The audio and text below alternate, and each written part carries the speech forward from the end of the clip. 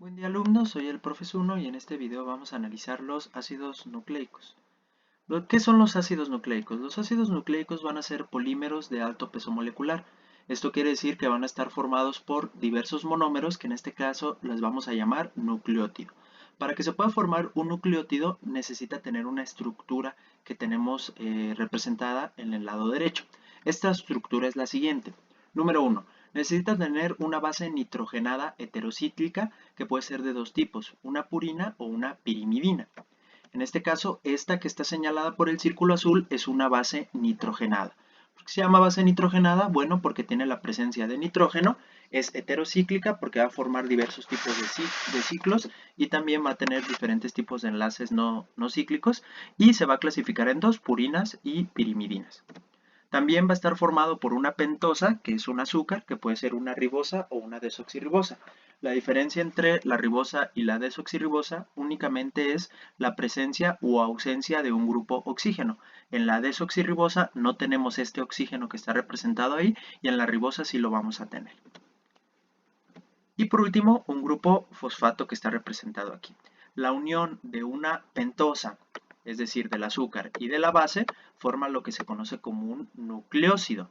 Y la unión del azúcar y la base junto con el fosfato forma lo que conocemos como el nucleótido. Y la unión de diferentes tipos de nucleótidos nos va a llevar a la formación de los ácidos nucleicos. Vamos a iniciar primero viendo qué son las bases nitrogenadas. Las bases nitrogenadas entonces se pueden clasificar en dos, purinas que van a tener esta estructura en específico y pirimidinas que van a tener esta estructura. ¿Cuál es la principal diferencia entre una y la otra? Es muy sencillo. Las purinas van a tener dos heterociclos, un ciclo de 6 y un ciclo de 5, y las pirimidinas únicamente van a tener un ciclo de 6. Esa es la principal diferencia entre estas dos bases nitrogenadas. Las purinas se van a clasificar en dos tipos, o va a haber dos tipos distintos de purinas, la adenina y la guanina. Aquí lo importante simplemente es identificar el nombre y la estructura asociada que va a tener estos dos tipos de purinas. En el caso de la adenina, por ejemplo, se llama 6-aminopurina. ¿Por qué 6? Porque en la posición 6 vamos a tener un amino. Y en el caso de la guanina, en el grupo 6 tenemos un oxígeno, por eso se llama 6-oxopurina. Y el grupo amino va a estar en la posición número 2. Esa es la diferencia entre la adenina y la guanina. En el caso de la pirimidina vamos a tener tres tipos diferentes, la citosina, el uracilo y la timina. En este caso la diferencia se puede dar en algunos grupos funcionales, por ejemplo aquí la presencia de un grupo amino, aquí la presencia de un grupo oxo y aquí tenemos la presencia de un grupo metil. Eso va a ser una diferencia entre los tres tipos diferentes de pirimidinas que tenemos. Como habíamos visto anteriormente, un nucleócido va a ser la unión de una base, que es la base nitrogenada, con un azúcar, que va a ser una pentosa. Esta unión se va a llevar a cabo a través de un enlace que se llama tipo beta-N-glucosídico, que eso va a ser muy importante.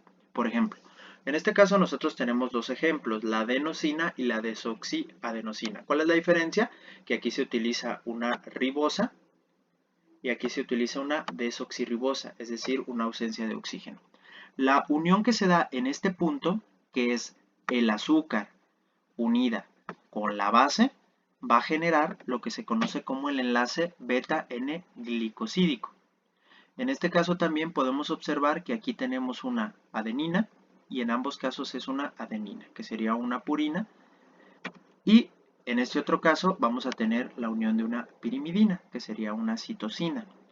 Va a ser exactamente igual. Aquí tenemos una oxigenada, un azúcar oxigenada, y aquí tenemos una azúcar desoxigenada. Tenemos la citidina y la desoxicitidina.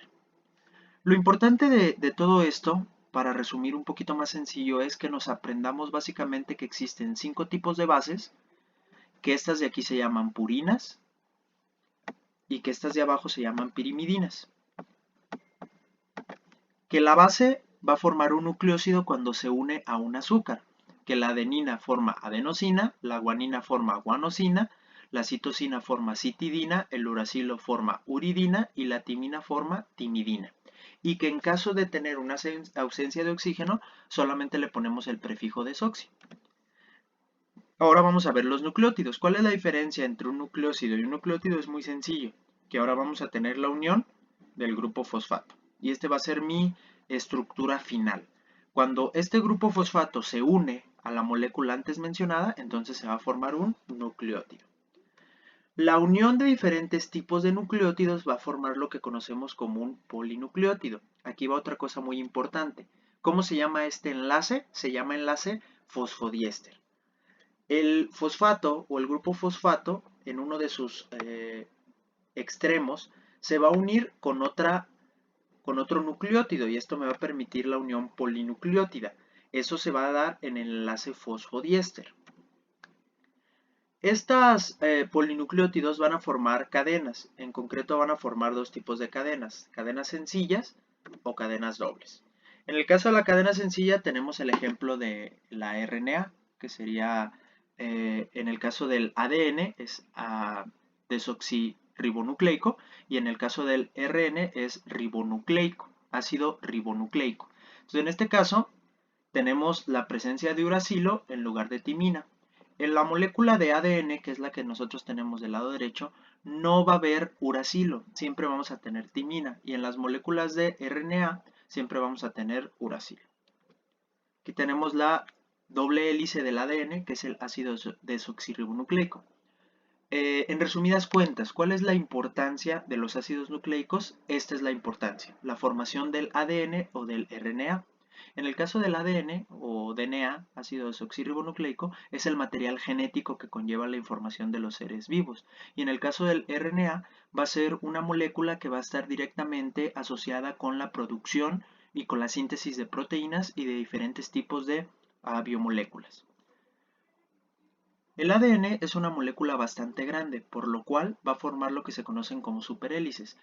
¿Qué es esto? El ADN se enrolla y va a formar hélices dobladas que le van a permitir empaquetarse en ciertos organelos celulares.